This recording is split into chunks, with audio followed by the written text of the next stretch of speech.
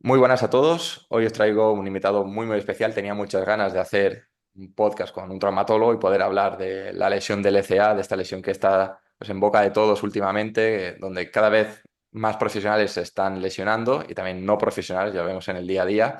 Y Adolfo, pues es un placer tenerte por aquí, que quieras pasar tiempo con nosotros y que nos puedas comentar toda tu experiencia, tus vivencias y tu conocimiento acerca de esta lesión. Así que, Adolfo López, muchas gracias por estar aquí. ¿Qué tal, Mauro? Muchas gracias por la invitación y igualmente es un placer poder hablar un poco de esto a lo que nos dedicamos y que al final, como comentábamos antes, el objetivo es un poco pues, trabajar en equipo y intentar solucionar estos problemas que surgen tanto en población general como en atletas y que vemos que es una lesión grave, pero que manejada de una forma adecuada puede tener unos resultados que permitan la vuelta a la actividad previa, que es un poco el objetivo que se persigue cuando lo tratamos. Por supuesto. Y la verdad es Ujú. que el hecho de tenerte aquí y eso, que puedas mojarte en ciertos temas y que, sobre todo la gente que a lo mejor se ha lesionado, está esperando la operación o ya se ha lesionado, pues que comprenda de primera mano un poco cómo funciona todo esto a través de ti, pues pienso que vamos a poder arrojar muchísima luz e información sobre todo esto. Pero antes de arrancar, sí que me Ujú. gustaría que te pudieses presentar, pues, quién es Adolfo López, por qué estás en Suecia y a qué te dedicas Ujú. exactamente, el campo y tal. Sí, pues yo, si te empiezo a contar un poco sobre mí, yo lo que siempre me ha gustado y siempre ha sido un poco mi pasión ha sido el fútbol. Yo lo de estudiar medicina vino un poco más adelante, cuando la calidad del fútbol no llegaba mucho más. A partir de ahí, bueno, tenía también un poco de interés por la ciencia, la biología y empecé a buscar un poco la forma de poder combinarlo. Empecé la carrera de medicina en la Católica de Valencia y una vez ya la estaba finalizando, decidí que quería poner rumbo a Suecia un poco con esta idea, un poco con la idea de poder combinar tanto la medicina deportiva, que en España la quitaron, como con la cirugía y la trauma. Empecé con medicina general, la idea era un poco combinar ambas especialidades, pero me di cuenta que sí me iba a hacer un poco largo el camino y que me interesaba un poco más la zona quirúrgica y terminé haciendo trauma, pues empezando un poco a rodilla, que es mi rama a día de hoy, y a deporte. Ujú. Mm, A día de hoy me encuentro trabajando en Estocolmo, en el centro FIFA, y pues principalmente trabajando con rodilla, cruzado y artroscopia. mm. También estás Ujú. en un equipo de fútbol, ¿no? Estás con la selección femenina de Suecia, Sí, ¿vale? llevo algo más de un año con la femenina. He estado con la sub-23 y ahora he empezado con la sub-19 con el objetivo del europeo dentro de 2 años. A ver Genial. qué tal. Si te parece, mira, aprovechando que hemos acabado con esto, que estás trabajando con un grupo femenino, una de las Ujú. dudas uno de los temas o de los debates que se suele generar es el hecho de comparar las lesiones del LCA entre hombres y mujeres con esa mayor predisposición que solemos ver que tienen las mujeres. Ujú. Entonces, estando tú ya tanto en la selección como con el equipo, si ves que esto es así, ¿qué factores crees que están predisponiendo más, aparte de los propios biomecánicos y tal, o lesiones más traumáticas, que está predisponiendo a las mujeres a esa exposición a lesionarse de ligamento cruzado anterior respecto al hombre? Ujú. Como comentas, principalmente yo serían los factores que destacaría, ya sean los factores biomecánicos o los factores hormonales que están ahí y esos son complicados de dejar a un lado. Pero también otro factor a tener en cuenta es un poco las condiciones y las facilidades que se le dan al deporte femenino, sí. O sea, por el momento no se puede comparar los recursos que se destinan al deporte a nivel masculino, sobre todo al fútbol, y los que se dedican a nivel femenino. Vemos Mm, pues desde canteras, desde categorías inferiores pues cualquier equipo masculino tiene su preparador físico, tiene sus fisioterapeutas, tiene toda la rama que sería un poco más vinculada a la prevención, bastante instaurada cuando un equipo femenino de categorías inferiores están de suerte si tienen pues un fisio en el equipo. Mm, Yo creo que sería un factor bastante interesante a destacar, además de todos los que conocemos ya, pues sería el valgo de rodilla, la mayor amplitud de la cadera que hace que aumente este ángulo Q que se llama, el tamaño del surco intercondilar, que vemos que también es menor, el tamaño del cruzado, la anchura. Y después los factores hormonales y los factores relacionados con lo que sería esta elasticidad del cruzado. mm.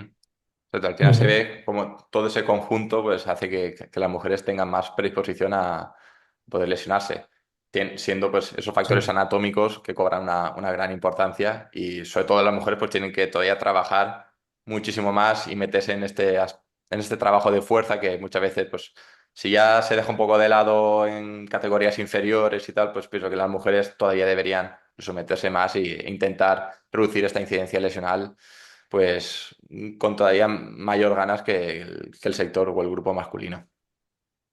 Es que Ujú. Por supuesto, al final sería un poco entrenar todo el sistema neuromuscular, además de entrenar también lo que sería el propio músculo con un tema de fuerza y de hipertrofia. Las mujeres también de por sí tienen un mayor fuerza en el cuádriceps que en el isquio, lo que también facilita esta traslación tibial con mm, respecto al fémur. mm, Y lo más importante y lo que más se está implementando aquí en categorías inferiores es eso, el trabajo preventivo. El trabajo preventivo que se incorpora en las sesiones normales de entrenamiento varios días a la semana. mm.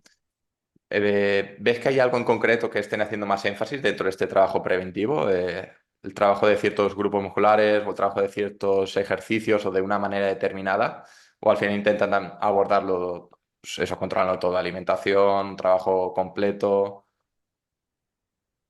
Sí, a un poco a nivel de fútbol de élite y ya en categorías inferiores de selección y en clubes profesionales de primer nivel sí que, por supuesto, se manejan todos estos temas, se le hacen controles de crecimiento, se le hacen controles a nivel de mediciones de fuerza.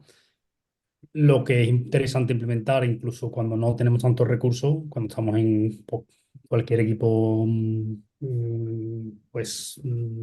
de categorías inferiores o de ligas inferiores, y sería lo que se conoce como el knee control, le llaman aquí. Es un programa de prevención en el que en el propio entrenamiento, sin pesas y sin nada, hay una parte de 10 minutos específica que va destinada a eso, un poco al salto, a la caída y después a ejercicios de fortalecimiento muscular. Mm. Me imagino que van los tiros también un poco por el programa FIFA que sacaron ya hace un Ujú. tiempo. Perfecto. Solo con esto ya se vio cómo se reduce considerablemente esa posibilidad de lesionarse. Así que, pues, Ujú. genial. Hay algo que a mí me chirría un poco y es que cada vez se está destinando más tiempo, más dinero, más estudio a esta lesión del ligamento cruzado anterior. Sin embargo, vemos que cada vez se lesionan más. En el mundo del fútbol profesional masculino vemos cómo había una lesión de cruzado cada 2 años o cada 2 temporadas aproximadamente por equipo y cada vez se está viendo Sí. más. Sobre todo se está viendo esto en equipos Champions. Y, por ejemplo, a esto estaba pensando el otro día. Dice, no, la exposición al juego, o sea, o que cada vez juegan más partidos y tal. Digo, tampoco es que estén jugando muchos más partidos el Barça de Ujú. Hansi Flick al Barça de Guardiola o al Barça de Rijkaard, por ejemplo, y sin embargo sí que está viendo muchas más lesiones de ligamento cruzado anterior. Quizás por ahí no van Ujú. los tiros tanto por los minutos de exposición, a lo mejor un poco más por la intensidad. Así que te quería preguntar acerca de esto, si eso has podido sacar algunas conclusiones de todo esto, de por qué cada vez eso se destina más tiempo y estudio a la lesión, sin embargo también se incrementa esa incidencia lesional. Ujú.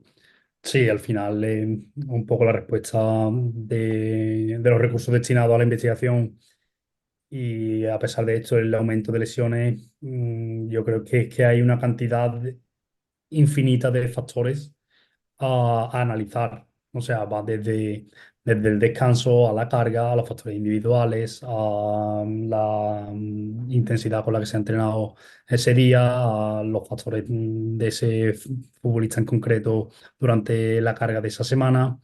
Yo creo que hay una cantidad infinita de factores y lo que serían los estudios y la investigación es muy complicado abordarlo todo y sobre todo implementarlo en el fútbol de élite.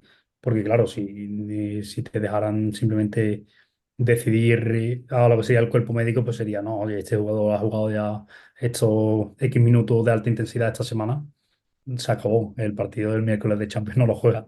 Pero claro, entonces ya estamos hablando de que, bueno, pues que es un deporte de élite y es un deporte en el que se llevan los cuerpos y la exigencia al máximo nivel. Mm. Allí Y mm, Dime, dime. sí, sí, y el aumento de lesiones. Pues sí, hay varios estudios por ahí que sería en torno a 0,4 por equipo, 0,5, 0,6, dependiendo un poco de las temporadas. Y ahora lo que ha pasado, yo creo que debido a X factores se han concentrado estas lesiones tanto en Madrid como Barcelona, que tradicionalmente pues, habían tenido una frecuencia de lesiones de cruzados súper baja. Y estos últimos 2 años les ha venido esta crisis y a partir de yo creo que esto ha tenido todo muchísima más repercusión.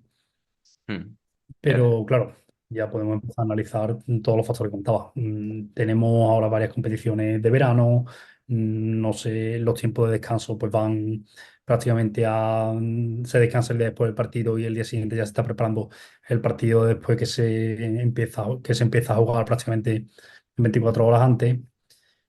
mm. Mm, Sí, yo creo que también se está aumentando eh, en exceso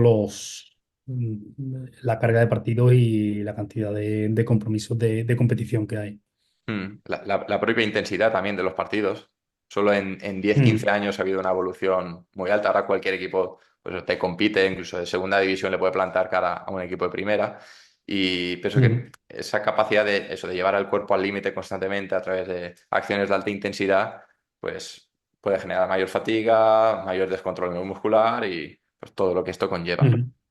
Sí que creo que hay Y como otro una... factor, otro factor súper importante es el que comentas de que el fútbol últimamente se está volviendo muchísimo más físico, tanto en ataques como en acciones de alta intensidad, como en la preparación que tienen que llevar los futbolistas en la ciudad deportiva para poder soportar estas cargas. Mm, Yo creo que esto está dando un poco la cara de esa forma, pero tampoco tenemos conclusiones definitivas de estudios que nos digan exactamente esto lo que pasa y yo creo que va a tardar bastante tiempo en poder conseguirse. mm. Esto que te voy a decir ahora no tenía pensado preguntarte y a lo mejor te meto en un Mm, compromiso, así que si no quieres responderlo podemos pasar y no pasa absolutamente nada. Sí que antes de trabajar yo por mi cuenta, hace ya mm, un año, trabajaba en una clínica y sí que se vio que en población de calle normal y corriente, pues no había tanta lesión de LCA como a partir del mm, 2020-2021, donde en la propia clínica a lo mejor veían a 4 o 5 cruzados al año y a partir del 2021 eso empezó a incrementarse, pues estamos viendo a 25 o 30 personas lesionadas del cruzado, o sea, estamos hablando de un por 5 un por 6 las personas que se estaban lesionando de este ligamento respecto a nada, 5 años anteriores. Pero digo, ¿qué pasó en esas fechas que a lo mejor pudiese, no sé, modificar algo en tu cuerpo para que te predispusiera, o sea, para tener esa predisposición a lesionarte? No sé si hay algo estudiado al respecto de si cierta vacuna pudo provocar algo, la vacuna, el propio COVID o lo que fuera, no lo sé. Porque también se hablaba mucho del hecho de estar, pues esos 2 3 meses de confinamiento que estás en casa, que estás parado, luego arrancas, empiezas el ejercicio, tienes que volver a parar porque te vuelven a meter en casa. Yo creía que a lo mejor eso podía tener parte de culpa, que seguro que la tenía, pero han pasado ya unos cuantos años y el índice de lesiones mm, sigue ahí. Estamos en el mismo número de personas por lesiones del cruzado por habitante de población. Ujú. Sí, yo más que relacionarlo con la pandemia o relacionarlo con consecuencias de la vacuna y algo por este estilo, lo relacionaría con el aumento de actividad física que por suerte se está produciendo en la mayoría de la población. Desde muchos años se vienen pues incitando por redes, la población cada vez tiene más conciencia de lo importante que es practicar ejercicio. Y esto lo vemos también en el día a día, en el hospital, o sea, las lesiones en gente tanto joven como mayor de estas características están aumentando. Y yo creo que es por el aumento de actividad física que se está produciendo. Mm. Vale, imaginemos ahora que eso, nos acabamos de lesionar del ligamento cruzado anterior, alguien que nos Ujú. esté escuchando. Vamos a hablar de los tiempos que teníamos que respetar hasta la cirugía. Vemos, por ejemplo, que en personas Ujú. profesionales, recientemente, pues Carvajal, Rodri se lesionan y no se operan al día siguiente, sino que siempre se dejan unos días. ¿Vale? Ujú. ¿Por qué es recomendable esperarse eso, en deportistas de élite por lo menos una semana y en gente convencional de calle, deportistas amateurs, incluso pues eso, varias semanas o meses hasta la operación?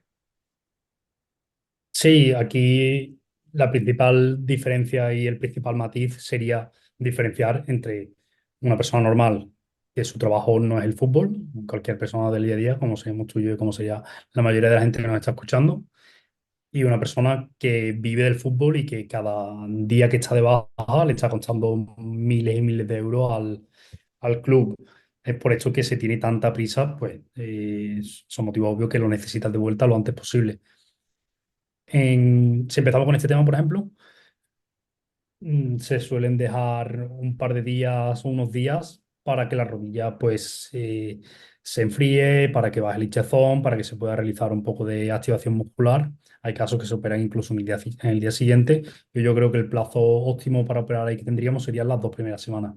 A partir de lo que serían eso, unos 10 14 días, sí que hay estudios que han mostrado un aumento de lo que sería la actividad inflamatoria de la rodilla y un aumento de artrofibrosis.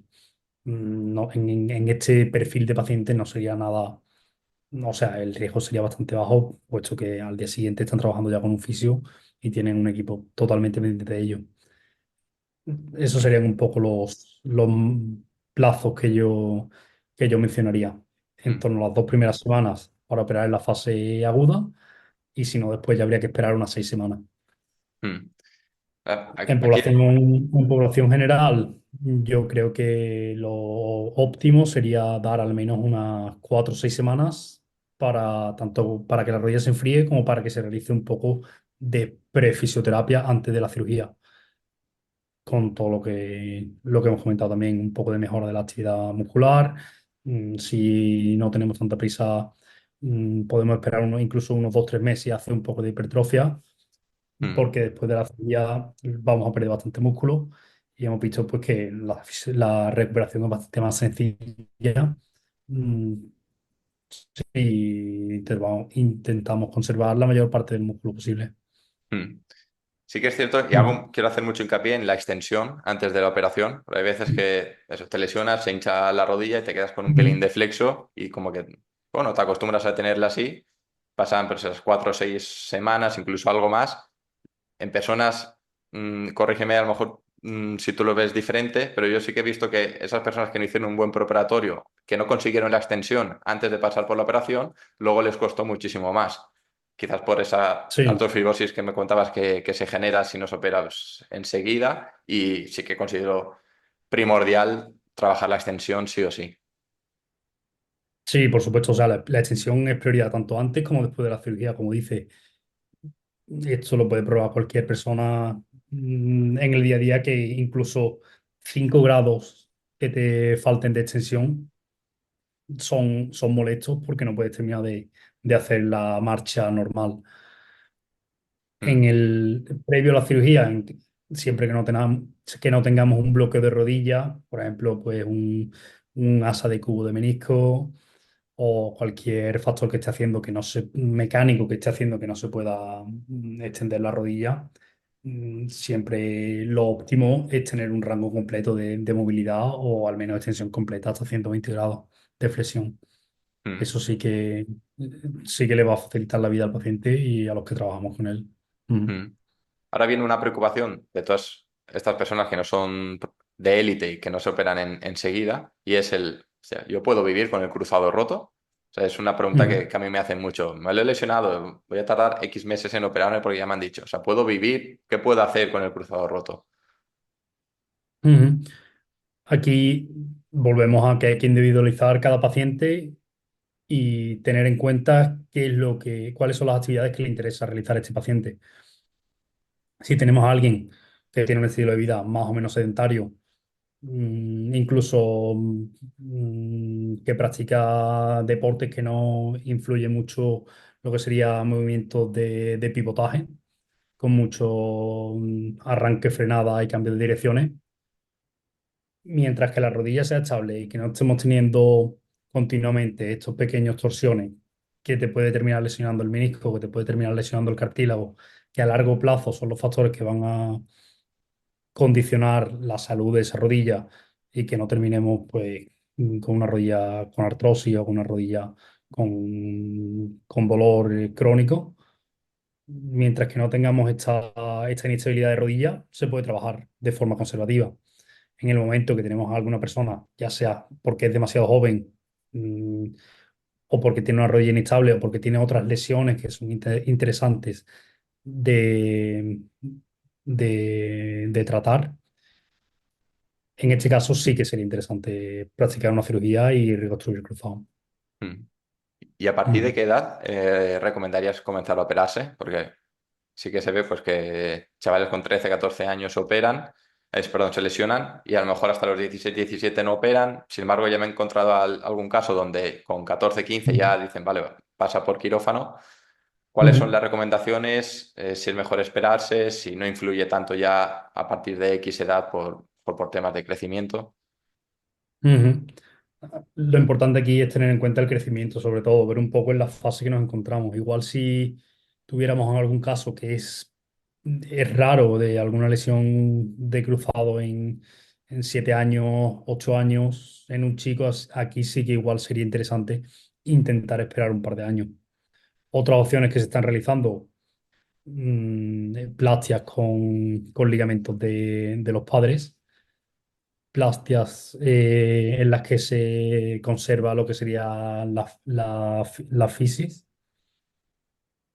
Mm, Después aquí en el norte hay alguna escuela que no le da tanta importancia a lo que sería evitar el mínimo daño en la fisis cuando estamos realizando los túneles. Lo que intentan hacer es el canal lo más vertical posible para estar quitando la mínima área de la fisis posible y rellenarlo con una plastia blanda que sería pues isquio. mm, No tener ningún tipo de esqueleto, o sea, no tener ningún tipo de hueso en la mm. física, porque aquí sí tenemos problemas para pues, un fallo en el desarrollo de la física y lo que podría dar lugar a un problema en la alineación durante el crecimiento. Claro, y el hecho a lo mejor de modificar el túnel o la posición del túnel, por ejemplo, como contabas, de hacerlo más vertical, puede repercutir Mm. luego, ya sea en la tensión del ligamento o la angulación que deba coger y repercutir luego en la propia cinemática de la rodilla. Lo que sería el entry point, que le dicen, el punto en el que se sitúa la inserción femoral y la inserción tibial del cruzado, estos puntos no se modificarían. Estos serían los mismos que tendríamos en otros casos. Lo que sí que se modifica es la inclinación de este ángulo. Si decimos que la rodilla va, o sea que de normal se traza un ángulo pues, de unos entre 45 o 60 grados, pues en este caso sería más acerca de los 80 grados, intentando hacerlo lo más perpendicular posible. Mm. No sé cuánto tiempo se lleva haciendo esto, pero se saben de resultados a medio y largo plazo. ¿Qué tal están respondiendo a este tipo de pacientes? Sí, en el tema en el que no se tiene en cuenta lo que sería conservar la fisis, lo que han visto es que no han tenido ningún caso en el que haya habido mala alineación en el crecimiento, ni problemas en el crecimiento. siempre que la cirugía se haya hecho bien. Lo que pasa es que estas cirugías técnicamente son un poco más complicadas y un poco más que simplemente la realizan o sea, cirujanos que trabajan con niños, cirujanos pediátricos. Mm, Después, otra técnica que igual es más utilizada sería la de intentar conservar la fisis, en la que se traza un túnel horizontal sin cruzar la fisis de crecimiento para intentar que, o sea, para no dañarla y para que se sitúe el canal justo debajo de la fisis. mm. Estabas comentando de la Mm. complejidad de la operación. Pasamos ya ahora a pacientes adultos. Ujú. Mm, Uno de los miedos de la gente cuando va a operarse, me imagino que si tienes oportunidad de hablar con los pacientes, alguno te lo comentará. Hostia, Mm. puede salir algo mal, qué fallos puede haber en la operación, me voy a quedar bien. Por ejemplo, a mí me lo comentan y yo digo, a ver, es una operación rutinaria que se hace muchísimo y o sea, muy pocas veces, muy pocas veces sale mal la operación. Pero si nos puedes comentar Ujú. eso, pues qué posibles fallos puede haber, la incidencia de este tipo de problemas, qué se puede hacer o para intentar mejorar esta problemática. Sí, problemas durante cirugía, diría yo que siempre que el cirujano tenga un alto volumen quirúrgico, o sea, que sea un cirujano que tiene experiencia en este tipo de cirugía y que las practica frecuentemente, yo diría que complicaciones durante la cirugía, pocas. Mm, Puede haber algún problema con la plastia, puede haber alguna lesión de cartílago. Y después, claro, durante la cirugía hay lesiones, por ejemplo, de menisco que son adecuadas para suturar, otras que no. Aquí ya va el juicio individual de cada uno. mm, Después de la cirugía, ahí un poco sería principalmente lo que es la artrofibrosis y lo que serían las infecciones postoperatorias. Las infecciones postoperatorias están en torno al 0,5 al 1%, al 2% de las cirugías que se realizan. Y aquí sí que, esto sí que es una complicación que suele asustar bastante, sobre todo porque implica antibiótico intravenoso, porque implica un ingreso, varios lavados para intentar limpiar la articulación, bajar la carga de bacterias y también vemos casos que el cartílago se afecta, incluso la plastia se afecta. mm. Vale, hablando ahora de plastias, sí que me gustaría profundizar un poquito también en el tema de eso, de las plastias, de HTH, si la de isquios, cuadricipital, Ujú. o si se utiliza un aloinjerto o de cadáver, incluso los sintéticos. Si podemos hacer un poquito un resumen de los tipos de plastia, los más utilizados, el por qué se utilizan más, y todo esto, Ujú. entonces, ¿qué criterios coges tú pues, para utilizar pues, un HTH o un isquio o para hacer, por ejemplo, un LEMER? Esto me Ujú. parece interesante y que la gente lo pueda entender también. Ujú. Con el tema de autoinjerto o al injerto de cadáver, siempre que tengamos la opción de autoinjerto, va a ser mejor. Además, ha mostrado un menor riesgo de reroturas al ser material propio. Después hay casos, supongamos un paciente que ya le han hecho varios rescates de la plastia, varias revisiones y ya, por ejemplo, le han cogido isquio, le han cogido tendón rotuliano, no le queda nada en esa rodilla. Ahora tenemos la opción de o irnos a la otra rodilla o cogerle un peroneo eh, o, o coger un halo injerto. Aquí ya pues habría que entrar en la valoración individual, pero primera opción autoinjerto sería. A partir de ahí, el más frecuente son los isquios, el rotuliano es bastante frecuente también y el cuádriceps es un poco menos frecuente, pero es muy buena alternativa. Vemos que la frecuencia de cuádriceps está aumentando cada vez más y cada vez se está utilizando más. ¿Qué vemos en estos pacientes? Que igual tienen más problemas al realizar la fisioterapia al principio. Igual les cuesta un poco más encontrar la activación del cuádriceps y tenemos uno que igual se nos va a la primera fase a los 3 4 meses porque hay algunos que les cuesta muchísimo empezar con la tracción. mm, Es muy buena opción, tanto cuádriceps como rotuliano, para lo que serían deportes de pivotaje, que tienen un aumento, o sea, tienen un mayor riesgo de roturas.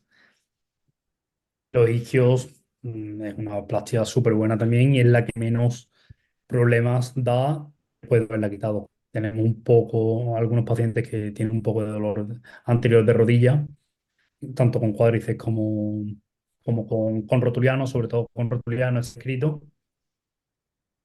mm, Y en caso, pues, por ejemplo, que hayamos tenido algún tipo de tendinopatía, ahí igual no estaría indicado coger un rotuliano.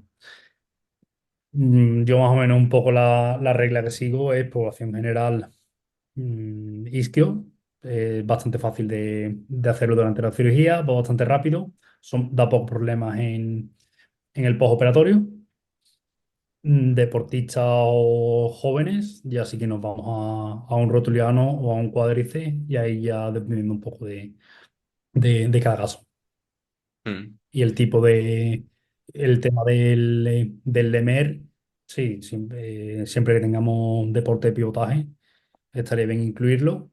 Puede dar un poco de dolor lateral, un poco de resorte ahí en la zona lateral, algunos casos de problemas en la herida, pero la verdad que da muy buenos resultados, sobre todo reduciendo lo que sería el pivotaje este de rodilla, que al final es lo que termina provocando el fallo de las plásticas y la necesidad de volver a reoperar.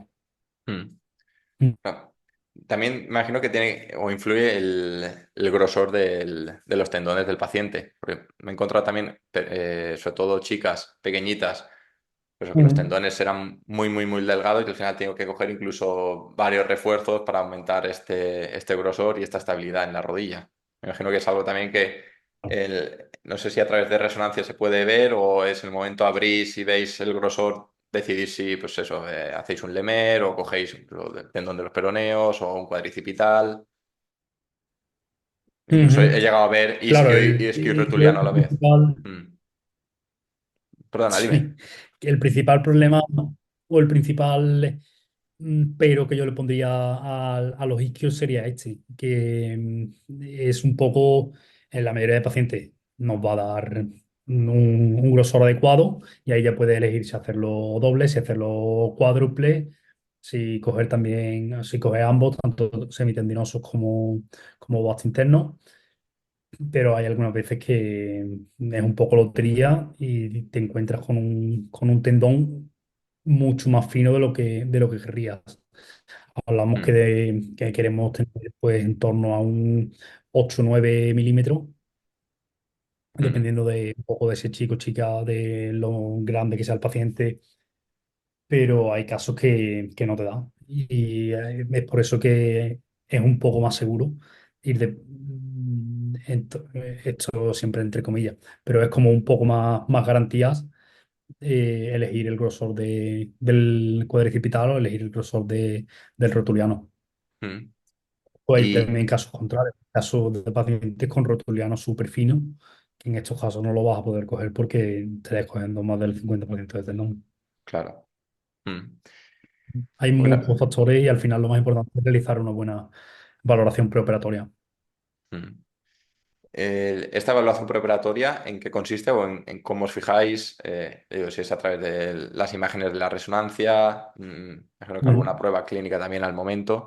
Hay veces que antes de la operación ya se sabe, o sea, el traumatólogo ya le dice al paciente qué operación va a utilizar. Ujú. ¿Vale? ¿En qué Sí, consiste ese examen? Mm, aquí hay muchos tipos o sea, hay distintas escuelas, hay distintas opiniones también entre cirujanos y esto es el día a día en los congresos que nunca todos están de acuerdo. Y es un poco también lo interesante y lo friki de este tema. Al final, en la evaluación preoperatoria, lo interesante serían un poco los factores relacionados con ese paciente y después los factores que vemos pues, en la resonancia, que ya serían tanto lesiones concomitantes como, por ejemplo, un hueco intercondilio estrecho, lesiones de cartílago. Estos factores está bien tenerlos en cuenta al preparar la cirugía Y en factores relacionados con el paciente sería pues un poco una valoración anatómica, ver si tiene en la exploración, por ejemplo, un aumento del pivot de la rodilla que directamente podríamos planear para un Lemer. Y sobre todo ver un poco a qué se dedican el día a día o en qué, o sea, o cuál es su objetivo. Si tenemos a alguien, por ejemplo, que trabaja de rodillas, igual tampoco es la mejor opción y no a un rotuliano de primera porque vamos a estar irritando la zona esa después en el día a día en el trabajo y lo que para otra persona sería una pequeña molestia, aquí se puede convertir en un problema grave en el día a día. Mm. Esto me parece súper importante de realizar y no sé, me hace dudar si hay veces que se intenta cumplir el mayor número de... o se ve todo esto como tú estás comentando, que estoy convencido de que en tu caso pues sí que lo tienes todo esto en cuenta. A veces lo que me chirrea un poco, hostia, por ejemplo, tengo el caso de un mecánico, pero le han cogido HTH. Pues es que va a estar el tío de rodillas todo el día. Se me lo estaba comentando y me está viniendo a la mente el chico este. Claro, lleva 7 meses de la operación, claro, está haciendo de todo, pero es que si está un tiempo de rodillas, pues eso, se le irrita la zona, le molesta y pues al final le limita para ese tipo de trabajo. Por eso lo Ujú, considero súper interesante esto el que comentas y que la gente también incluso analice un poquito y vea, hostia, pues a lo mejor me interesa más hacer esto, lo otro. La verdad es que es súper, súper interesante. También una de las cosas que has comentado por encima y te quería hacer un poquito de hincapié porque me entró un chico hace poco con esto, es que en función ujú, también de la morbilidad de la zona, pues eligen una zona u otra, o un tendón u otro. El tendón de los peroneos, por ejemplo, es algo que no me he encontrado mucho y sí que había un chaval que como primera plastia le cogieron de los peroneos. Sin embargo, tampoco hay mucha evidencia pues, de este tipo de operaciones y pese a que pues eso, tienen como factores buenos la baja morbilidad y dicen que en principio pues, el grosor y todo eso también está bien. Sí que quería, eso, si puedes comentar tu opinión acerca de los peroneos, qué tal los resultados, por qué crees incluso que se utiliza este tipo de operaciones ujú. y poder arrojar más luz acerca de esto. Yo a nivel personal, la principal ventaja que le veo es en casos ya sea de lesiones de multiligamento o en casos que ya no nos quedan plastias para utilizar en esa rodilla, sería un buen recurso. Hay estudios y hay otros países, hay algunos países en Asia que lo utilizan a veces de primera línea, pero yo lo Mm, veo un poco, no sé, o sea, yo creo que los que tenemos actualmente funcionan bien, no creo que sea necesario implementarlo como primera línea, pero sí que es muy interesante pues, para tenerlo en el arsenal en caso de eso, por una lesión de multiligamento que necesita reconstruir a lo mejor el ligamento interno, el ligamento colateral interno, mm, o que necesita realizar o que ha tenido algún tipo por ejemplo, de lesión de tendón rotuliano y necesita realizar alguna aumentación para reconstruirlo. Yo lo veo sobre todo como una herramienta más. mm. Mm, Has comentado también las lesiones concomitantes. Para gente que no sepa este concepto, es eso, cuando te lesionas varias cosas a la vez que el cruzado, pues puede ser el ligamento lateral interno, los meniscos, el mm, externo, ya puede ser la famosa mm, triada, tibia, peroné, que también he visto alguna pentada. El pronóstico cambia por completo una persona que solo tiene cruzado a cuando tiene otras estructuras afectadas. mm, Si puedes comentar, pues eso, totalmente. de estas que son como las que más suelen sucederse, que es pues eso, el ligamento lateral interno y los meniscos, ¿cuál es el pronóstico y en qué nos va a condicionar principalmente, pues tanto en la operación como luego esas primeras semanas postoperatorio? Ujú. Lo que hemos visto y la experiencia que tenemos también es que tanto meniscos como cartílago son los dos factores más relacionados con la salud de la rodilla a largo plazo. La salud de la rodilla lo entendemos hablando en plata por artrosis, que sería desgaste de cartílago o sea, en primer lugar de menisco y después de cartílago y al final tenemos pues una artrosis que va a provocar tanto dolor como incapacidad funcional, como en algunos casos necesidad de un recambio protésico, que este sería, por así decirlo, el fin de la cirugía reparadora que tenemos en trauma y el inicio de la protésica. Las lesiones de cartílago, está muy en auge el tema de tratamiento ortobiológico, está muy en auge el tema de mosaico, de reconstrucciones de cartílago. Lo que pasa es que tenemos resultados muy variados. Mm, Esto sigue un poco relacionándose, yo creo que es un poco el tendón de Aquiles de toda esta rama que tenemos. Después, lesiones de menisco. Los meniscos lo que vemos que son tanto importantes en el reparto de la carga de la rodilla como en la estabilidad. El menisco interno trabaja un poco más en lo que sería la traslación anterior y el menisco externo trabaja un poco más en lo que sería la rotación. mm, ¿Qué, qué es lo que ocurre si tenemos una lesión de menisco que no se puede reparar? Tenemos que nos está aumentando la lasitud articular, y ya sea hacia adelante o hacia atrás, para que nos entendamos, o en la rotación, lo que nos va a terminar provocando, además de aumento del riesgo a artrosis, nos va a terminar provocando una rodilla más inestable que no podemos solventarla simplemente con una reconstrucción del cruzado. Por lo que una lesión de cruzado a secas siempre tiene mucho mejor pronóstico que una lesión con mm, factores o con lesiones eh, asociadas. mm. Algo que sí que he visto, por ejemplo, es en el caso del ligamento lateral interno, cuando no es una rotura completa, que a lo mejor se puede incluso reconstruir en la propia operación, imagínate una distensión grado 2, que se deja alrededor de un mes y medio, 2 meses, incluso 3, para que te puedas recuperar de este ligamento lateral interno y luego ya pasar por quirófano, reconstruir el cruzado y ya rehabilitarte del mismo. Entraría dentro de Ujú, eso, pues por facilitar un poquito luego todo el proceso de, imagino, pues eso, de ganancia de movilidad y tal que puede afectar al ligamento lateral interno. ujú. Nosotros esto también lo hemos visto incluso en deportistas y en atletas de alto rendimiento, que una lesión del ligamento colateral interno o lasitud te aumenta el riesgo de rotura de la plastia. Y la explicación de esto es, pues al final tienes un mayor bostezo articular que te aumenta las posibilidades de que la plastia de cruzado no aguante. El caso del tratamiento conservador siempre es la mejor opción o la primera línea de tratamiento en el caso de lesiones de ligamento interno, siempre que la rotura esté situada en lo que sería la sustancia, o sea, lo que sería el propio ligamento. Siempre que la rotura esté situada en la inserción, que tengamos como un arrancamiento del ligamento, aquí sí que sería la indicación más quirúrgica de reinsertarlo.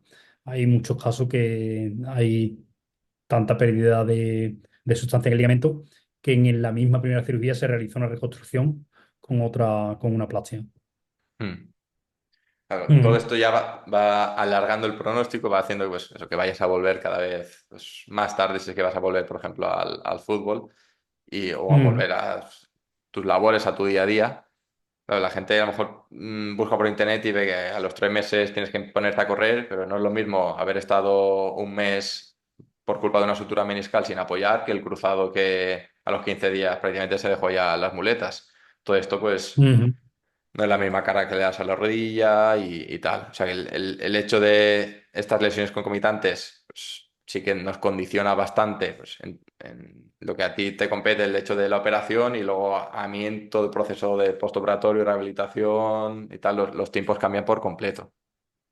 ujú, Algo que quería comentar también es el propio proceso de ligamentización que para la gente que, por ejemplo, me pregunta, ¿y cuándo acabaría la operación? O la rehabilitación, perdón. Pues, a ver, hay muchos factores, pero el proceso de ligamentización vemos que está en año y medio, 2 años prácticamente, y hasta que no pase todo este tiempo, el riesgo de re-rotura pues, es alto y va disminuyendo conforme pasa el tiempo. ¿Qué nos puedes comentar eso, de este proceso de ligamentización, de cómo se da, por qué es importante respetar ciertas pautas que se dan, sobre ujú. todo al inicio? Claro. Sí, yo siempre que tengo, sobre todo una chica joven que juega fútbol o algún deporte de pivotaje, siempre le digo que nos vamos al año. Y digo una chica joven porque son las que tienen el riesgo más alto. Y hablamos incluso dependiendo de estudio, incluso 5 veces más riesgo, 10 veces más riesgo, dependiendo un poco el tipo de población y el tipo de deporte que miremos. Nos vamos al año el hecho del que nos vamos al año es que la gráfica hecha de ligamentización, que lo que consiste es pues que tenemos la plastia que está compuesta pues de un tendón, tiene otra composición de colágeno, tiene otra composición a nivel pues, molecular y de proteína, que la que tendría el propio ligamento. Ahí lo que pasa es que en el momento, si decimos que la plastia tiene una resistencia del 100%, en el momento que la cogemos, al insertarla en la rodilla, directamente empieza a perder tensión y empieza a perder fuerza. Nos vamos a un plazo en torno a 3, 4 meses, esto depende también de algunos de los estudios que se miren, hay varios estudios publicados, pero en torno a los 3, 4 meses es cuando tenemos la mínima fuerza de la plastia. ¿Qué es lo que pasa aquí? Ahí vemos muchas roturas también, porque en torno a los 3, 4 meses es cuando empiezan a curar los túneles óseos que se han hecho. Tenemos aquí que se están cerrando los túneles óseos, el paciente se encuentra mejor, pero en consecuencia también tenemos que la plastia está lo más débil, lo más debilitada. Aquí hay muchos movimientos que directamente la plastia se va si no van los pacientes con cuidado. A partir de ese tercer, cuarto mes empieza bastante inclinada una curva en la que se empieza a fortalecer un poco la plastia porque se produce el cambio de la configuración de esta figura. Y ahí ya llegamos en torno a los 10, 11, 12 meses que nos encontramos pues en un 10, 20% menos de la capacidad total. Y aquí ya progresivamente se va subiendo hasta lo que sería prácticamente los 2 años. ¿Qué pasa? Que no podemos tener 2 años parada a un deportista y no podemos tener 2 años para una persona. Pero si fuese puramente fijándonos en este proceso, nos iríamos a los 2 años. Aquí también entran en juego pues, todo lo que sería el control muscular y la fuerza y el volumen muscular. Mm. Son los factores que se trabajan en esta fase. Es importante recalcar eso y o sea, es brutal que hayas dicho lo de recalcado lo de año y medio, 2 años, pero la gente se piensa que el cruzado es un esguince tonto que a las 2, 3, o sea, que en breves estás bien. Yo pienso Ujú, que mucha gente se confía, que a los 3, 4 meses ya empieza a correr, empieza a tener buenas sensaciones y parece que ya está todo hecho. Y estás en el inicio de la ola, tienes todavía que llegar al año, consolidar, establecerte ahí, tener, pues seguir entrenando, porque también llegas a cierto nivel y ya te relajas, pero ya puedes hacer de todo. Y baja rendimiento y puedes volver a recaer.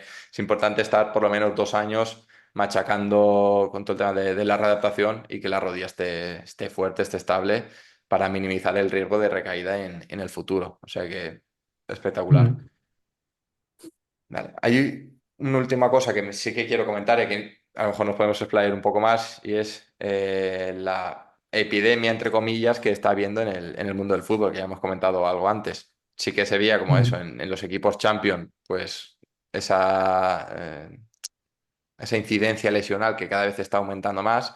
Por ejemplo, pues hace unos días Gavi volvió a jugar al fútbol. Tenemos el caso de Carvajal y de Rodri hace poco. Neymar, me parece que anteayer también volvió a jugar después de un año. Pero por un lado tenemos ujú, que como esos tiempos cada vez se están alargando más y tenemos dos casos distintos. Gavi 20 años, Neymar 30. Los dos han tardado prácticamente lo mismo en volver a los terrenos de juego respecto a los 6 meses que sería hasta hace nada, hasta hace dos telediarios. Pues, ujú. o sea, ¿qué está pasando aquí en el mundo del fútbol? Hemos comentado antes pues, un poquito todas estas causas. El hecho, pues eso, de querer cuidar a Gavi, querer cuidar a Neymar, ¿qué ha pasado pues, durante todo este proceso, la propia lesión, las primeras semanas postoperatorio, etcétera? Sí, prácticamente es que cada día vamos teniendo más evidencia y más pruebas de que mientras más esperemos en la vuelta a la competición, menos riesgo de rotura vamos a tener. Y al final, tanto cirujanos como preparadores, como redactadores, como todo el equipo, incluso jugadores, se están metalizando y se está adaptando a la forma de trabajar. Después, pues también hay distintas formas de manejar esta vuelta a la competición. Tenemos los criterios pues, de mediciones de fuerza, tenemos los test y un poco la diferencia principal que vemos entre estos equipos de élite y las personas del día a día es pues nuevamente este entorno y esta infraestructura que tenemos, que tienen alrededor. Que eso hace que en algunos casos de fútbol de élite mm, podamos pues realizar la vuelta a la práctica deportiva incluso a los 7 u 8 meses, mientras que una persona del día a día se va a tener que ir en torno a los 10 12. Mm, claro. Después, Sí. el tema de lesiones y epidemias. Pues sí, de momento esto ha sucedido, yo creo que sobre todo en los 2 últimos años hemos visto un aumento bastante importante de las lesiones de cruzado, sobre todo en la liga. Antes de eso había en torno a unas 7 10, yo creo que el año pasado fueron unas 14, o el año anterior fueron unas 14. Mm, sí. ¿Y qué es lo que está ocurriendo? Pues sobre todo el tema yo desde mi punto de vista sería el tema del aumento de las demandas físicas y el tema de la carga de partidos de competición y los tiempos de descanso. Mm. Por ejemplo, en el caso de Después que Carvajal, vemos también, perdón, dime, dime. ujú, que vemos pues que, por ejemplo, jugadores jóvenes que suben a el nivel competitivo tienen más riesgo de lesión y de hecho tampoco es que existan estudios totalmente conclusivos que nos digan el por qué, pero una teoría que yo sí que compraría es pues que no están preparados para estas demandas. Tuvimos al principio de temporada un chico joven del Barcelona, no recuerdo el nombre ahora mismo, Sí, pero un Mar Bernal. central, un Mm, lateral, sí. ujú, que lo vimos, o sea, estaba rindiendo espectacular al final de un partido, probablemente por esta suma de todos los factores de cansancio, de carga, de intensidad. Vemos una jugada que no llega del todo y ahí se le va la rodilla. Mm, sí. La verdad es que es una lástima eso en personas tan jóvenes. Eso, en el caso de Mar Bernal, como comentabas, el propio Gavi el año pasado. Cuerpos que todavía no se han adaptado a las demandas físicas que se van incrementando en el mundo de élite del fútbol y eso es como un golpe seco en esa proyección de su carrera. También te quería preguntar, en este tipo de personas tan jóvenes, ¿les dan margen, tienen tiempo para volver a recuperar el nivel? Y luego también casos como el de Neymar, o Carvajal 30 32 años. Claro, muchos decían, por ejemplo, Carvajal, esto ya es el fin de su carrera. Pues un año para recuperarse, a la vuelta a los terrenos, volver a coger la confianza, el tono físico y tal. Tenemos los dos casos. ¿De qué manera puede afectar a esas personas que ya superan los 30? Epa, me he quedado solo. Voy a pausar este momento y retomamos. Uno. Adolfo, retomamos, que se había cortado un poquito por la cobertura. Estábamos hablando de los casos, por ejemplo, como Gavi o Marc Bernal del Barcelona que estabas comentando hace un rato. Gente muy, muy joven que debuta con el primer equipo, todavía el cuerpo no está hecho, no está desarrollado. Tienen una lesión de este estilo que van a estar un año fuera prácticamente, que comentabas que son los tiempos que se manejan ahora, especialmente en los jóvenes. ¿Hasta qué punto esto les puede condicionar luego en recuperar esa proyección que tenían en cuanto al nivel futbolístico? Por ejemplo, vimos a Gavi, entra al terreno de juego y el primer balón que va y llega como un toro, embiste y bueno, vimos que en su caso pues no tenía esa falta de confianza. Pero ¿cómo puede Ujú. repercutir esta lesión tan grave en chavales jóvenes? Aquí hay igualmente muchísimos factores asociados también. Es imposible centrarse simplemente en este factor o este, de los principales, las lesiones que hayan tenido. Tuvimos el caso de Ansu Fati hace unos años también, Yo creo que ahí no hubo cruzado tocado, pero sí que tuvo una sutura meniscal. Después le hicieron una revisión de esa sutura y es por lo que se tiró prácticamente pues, un año en el dique seco. Y a la vuelta lo mismo, se veía que no era el mismo y que le faltaba. Después, otro de los factores que, claro, son futbolistas de primer nivel, pero llevan sin competir un año. O sea, llevan un año totalmente fuera y tienen pues que volver a entrar en la competición. Que han mostrado algunos estudios. Hay un estudio de aquí del grupo de investigación de fútbol sueco, el Football Research Group, que analizaban un montón de lesiones de cruzado en más de 10.000 futbolistas y casi 20 temporadas. Y lo que habían visto era eso, era que prácticamente todos volvían, en torno al 85% volvían. Los que no volvían lo hacían ya sea porque habían tenido alguna que otra lesión grave asociada con el cruzado o porque estaban en el final de la carrera y prácticamente decidían pues que no les rentaba todo el proceso de recuperación, ya habían pensado ahora en dejarlo y eso ya era ya como la gota que colmaba. En los que volvían, ya habían visto pues que la vuelta al primer nivel y al mismo nivel en el que estaban previamente era algo que se solía conseguir. ¿Qué es lo que pasaba? Que igual el factor clave era mantenerse en ese nivel competitivo durante 5 años.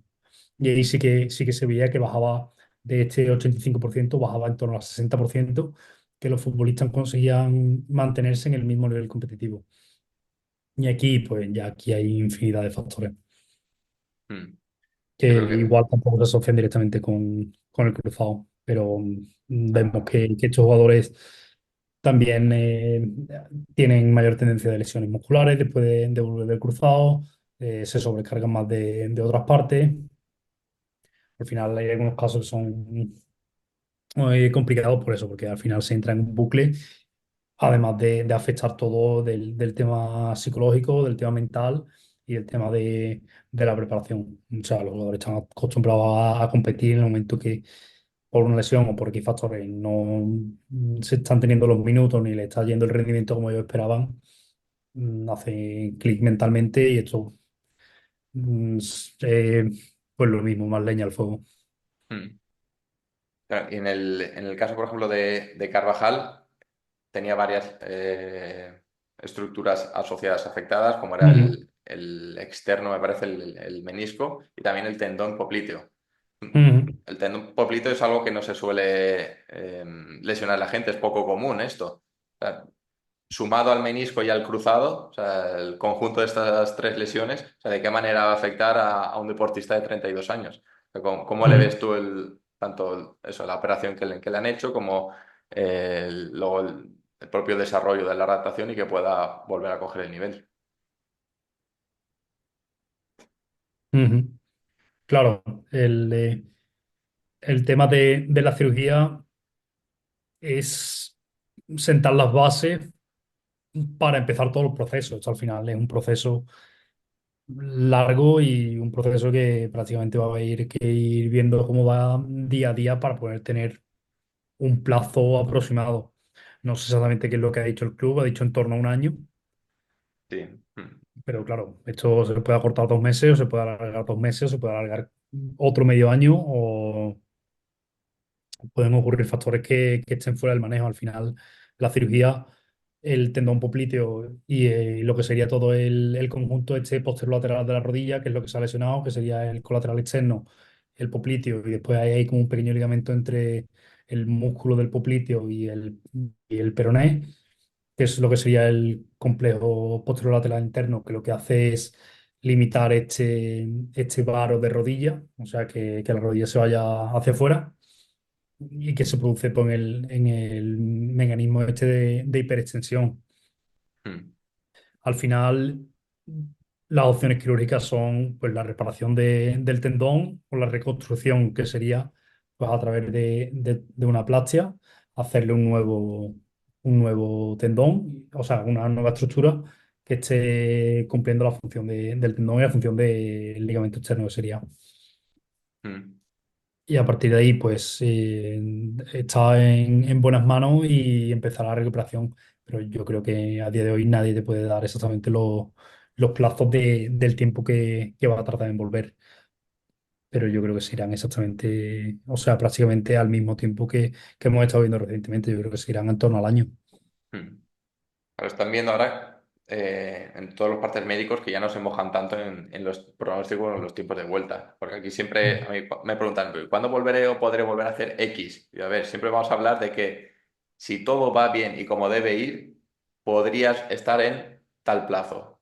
Pero es Mm. sacar la bola de cristal y ver qué sucede. En el caso de Carvajal, teniendo todo este compartimento posterolateral afectado, si todo va bien, ¿lo podríamos tener de vuelta antes de los 8 o 9 meses o va a ser bastante complicado? Estoy aquí, me meten en un lío. Yo, o sea, yo creo que se van a alargar los plazos algo más de eso. Ujú. Mm, Es una lesión más complicada que las habituales que vemos. mm, Y yo creo que también en la vuelta van a tomar bastante más precaución. También tuvimos el caso de hace un año de Diacabí, que esa lesión sí que fue bastante complicada. Y de momento yo creo que no se ha vuelto a escuchar mm, nada con respecto a la recuperación. Y aquí, claro, aquí ya si incorporamos un cruzado posterior que se lesiona infrecuentemente, que el tratamiento quirúrgico te da una estabilidad, pero te puede dar una lasitud que el jugador note que la rodilla no le llega a los momentos que le tiene que llegar. Ya hablamos de lesiones en las que se están lesionando varias estructuras. mm.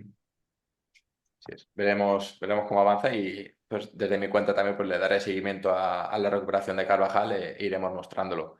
Por ejemplo, en el caso de Neymar, que sí que han ido compartiendo imágenes, sí que estaba cantado desde el inicio prácticamente que no iba a cumplir los 8 9 meses, ni 7 Mm. ni de broma, porque o sea, le veías como la rodilla no aceptaba carga, como estaba huyendo constantemente ya con 9 o 10 meses desde la operación.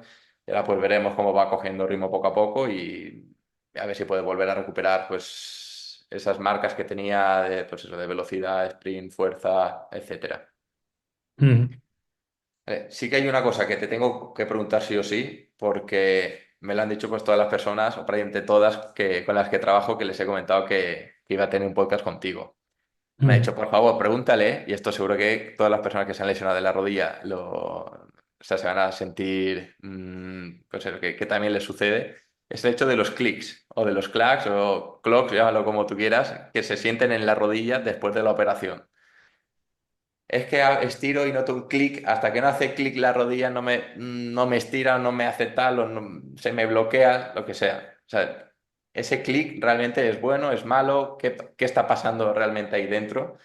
Obviando que pues que sea la típica condromalacia, que esté a lo mejor el cartílago ahí tocando. O sea, No. dejando esto de fuera, que es la rodilla no me hacía clic y desde que me operé del cruzado, cuando estiro parece una carranca, llega aquí y hace clac y ya parece que estiro bien. ¿Qué pasa exactamente aquí con este clic? Yo sobre todo la explicación que le suelo dar a los clics, esto que no le damos mayor importancia, es que se liberan presiones de la rodilla. Al final es como cuando te crujen los dedos o incluso la rodilla de personas sanas cuando te pones en la posición esta de cuclilla, estamos liberando ahí presión articular que tiene que salir por algún sitio. Después tenemos otros clics de rodilla que sí que en caso de que pues, bloqueen el rango de movimiento, en caso de que vengan de la rótula porque está deslizando inapropiadamente, a eso sí que habría que darle importancia. Pero los clics del postoperatorio o de la rodilla o del postoperatorio pueden estar relacionados también con el tema de la fijación de la aplastia, que ahí sí que se fija pues con unos pequeños metales o con tornillos o con las cuerdas. Y aquí sí que, o con hilo o con suturas, ahí sí que pueden venir sonidos, sobre todo de esta estructura, pero en ningún momento son peligrosos siempre que no haya inflamación o derrame o dolor cuando Mm, se produce. mm. Es que es algo súper común y a todo el mundo le preocupa los clics. comento lo mismo, que al final o sea, si no hay un bloqueo de rodilla y no es molesto, tampoco deberíamos preocuparnos, pero sé que puede ser pues, un poco pesado para la persona, pues cada vez que estira la rodilla, cada vez que camina, un clic, clic, clic. Mm. Pero bueno, hay veces, muchas veces que el hecho de normalizar bien toda la musculatura, ahora lo que incluso lo que te estaba comentando antes de comenzar, junto al tema de la neurología funcional, que vemos cómo se va normalizando todo, parece ser que pues por aquí pueden ir un poco los tiros y la rodilla pues que responda un poquito mejor. Ujú. Al final el tema muscular, el tema neuromuscular y el tema a nivel de propiocepción es súper importante y a nivel de cirugía se le está dando cada vez más importancia. Está el tema de hacer una preservación de lo que sería el antiguo las fibras del antiguo cruzado por la misma teoría, porque se cree que al mantener parte del antiguo cruzado, estamos manteniendo esas fibras musculares, por lo que la asociación cerebro-rodilla va a ser siempre o va a estar de cierta manera preservada. Sí, al final se veía cómo cada fibra del ligamento estaba Mm, asociada a fibras específicas de la musculatura del cuádriceps, por ejemplo. mm, Incluso se estaba viendo algún estudio de tratamiento conservador donde con esa ruptura completa del cruzado y con inmovilización durante X semanas y en X rango en concreto, no sé qué opinión tienes acerca de esto. Falta, me imagino que pues, estudiarlo mucho más, ver a medio y largo plazo cómo va respondiendo pues, tras este tipo de terapias. ¿Vale? Para la gente que todavía no sepa, a lo mejor de lo que estoy comentando es un estudio que salió hace no mucho, de pues, eso de que tenían, no me acuerdo ahora bien cómo era, pero con una ortesis estaba de Australia, fijada sí. a tantos grados, poco a poco se le iba dando mayor rango articular y en teoría había alguna zona que estaba vascularizada del cruzado y se veía como a varios años vista, incluso podía a lo mejor un poco como cicatrizar o mínimamente reconstruirse, por así decir. Claro, al final la lesión de cruzado, por lo que se dice que el cruzado no cura, es porque si lo pensamos es como una cuerda, va desde el techo hasta el suelo. O sea, al romperse, ¿qué es lo que pasa? Que esa cuerda no va a poder subir y pegarse en el techo de nuevo en la misma zona en la que estaba, por la que, por lo que la tensión de esa cuerda no va a ser la misma. Pero vemos muchos pacientes que tienen una lesión de cruzado que igual en vez de curarle en el techo, le cura pues en la esquina, cerca de la pared. Y estos pacientes tienen un pequeño, o sea, una restricción, o sea, tienen algún pequeño stop, pero es más largo de lo que debería y esto en algunos casos no sirve. ¿Por qué cuento esto? Porque el cruzado sí que tiene capacidad de cicatrizar. Lo que pasa que cuando se lesiona no cicatriza exactamente en el mismo punto en el que estaba antes, que es lo que hace que aumente este cajón, que aumente el cajón articular. Mm, En el estudio este lo que hacían era, tenían como una ortesis en flexión al principio y la iban como abriendo cada 2 semanas hasta la extensión completa, pero yo creo que eran 2, 3 meses. sí. A ver, es un estudio bueno y que tiene potencial para seguir ampliándolo, pero yo creo que a día de hoy, y sobre todo un deportista, va a ser complicado que se cambie el manejo que existe. Mm. Aquí esto es interesante y ver también cómo va la ciencia avanzando en los próximos meses o años al respecto.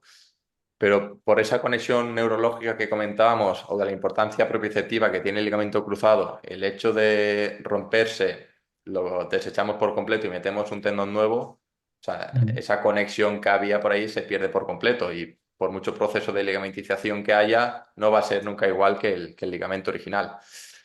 Entonces, no sé hasta qué punto a lo mejor el hecho de mantener fibras vírgenes o originales, por así decir, pues puede repercutir en la perfección. Está claro que un deportista de élite profesional que busca rendimiento inmediato, pues a lo mejor puede ser que pase por quirófano y que haga una adaptación normal y corriente, pero a lo mejor alguien que no tenga tanta prisa, que no esté expuesto a pivotajes y tal, pues podemos ver en el futuro qué depara todo esto y cómo repercute. Pero vamos, pienso que es una rama interesante en la que se debería ahondar un Mm. poquito más. Sí, por supuesto. Yo algo que le suelo comunicar a los clientes es que de operar no siempre estamos a tiempo. Mm. Es como que de lo que no te puedes arrepentir es de haberte operado, porque eso ya no tiene vuelta atrás.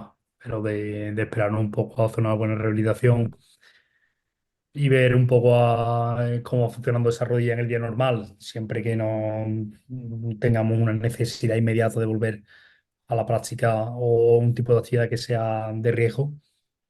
Y es una opción totalmente válida y funciona muy bien siempre que sea el paciente adecuado y una rehabilitación adecuada. Mm, ujú. Mm. Perfecto, Adolfo, pues yo creo que por aquí lo podemos dejar, así no te robo Sí, mucho más tiempo, que sé que estás ahí liado con la selección. Siempre me gusta los podcasts, pues dejar al invitado que pueda despedirse en tu caso, pues si quieres hacer alguna reflexión o comentar algo en concreto o quieras matizar alguna cosa. Por mi parte, pues darte infinitas gracias por haber estado este rato aquí con nosotros. Para mí sería un orgullo poder hacer una segunda entrega, poder profundizar en algunos temas, porque ahora tenía muchas ganas de hablar de muchos palos, tocar diferentes cosas y a lo mejor centrarnos en dos, tres cositas y poder ahondar ahí, pues puede ser espectacular, puede ser una masterclass. Así que, bueno, sí, por mi por parte, supuesto. pues darte muchas gracias por todo. Por supuesto, nada, muchas gracias por la oportunidad, que la verdad que es un gusto y placer poder hablar de estos temas abiertamente y que seguro que hay mucha gente interesada y además también es un gusto pues poder hablar con profesionales como tú que están en el día a día en el campo de batalla viendo a los pacientes después de la cirugía, que es el 99% del tiempo. O sea, la cirugía es igual el 1% de ese año y después la rehabilitación es el 99%. Mm, Así que al final esto consiste pues, bueno, en trabajar en equipo y ayudar a la mayoría de gente en la medida de lo que se pueda. mm, Y a partir de ahí, pues nada, aquí estamos abiertos a hablar de los temas interesantes y de los que igual tampoco se ha dado tanta voz antes. Y mm, los pacientes, pues, o sea, cualquiera que se opere el cruzado, seguro que hay mil preguntas que se le están pasando por la cabeza y es una buena opción para ir refrescando un poco las ideas y mm. para que se vayan quitando también los miedos y las inquietudes. Y los Mm. prejuicios también que hay acerca de la lesión. Es que me poraré y no podré hacer tal. Sí, o sea, ya hemos visto eso, que la operación prácticamente no tiene ningún problema, que estamos hablando del 0, algo por cien de los casos y con una buena adaptación. Y con traumatólogos como tu caso, chaval joven, aplicado y que estás puesto al día con todo esto, la verdad es que se agradece y esa comunicación, como comentabas, entre traumatólogo, servicio médico y luego todo el tema de rehabilitación, pues pienso que el mayor beneficiado va a ser el paciente y de eso se Mm. trata al final. Pues sí, Pues muchas gracias así por que todo, Adolfo. muchas gracias a ti igualmente.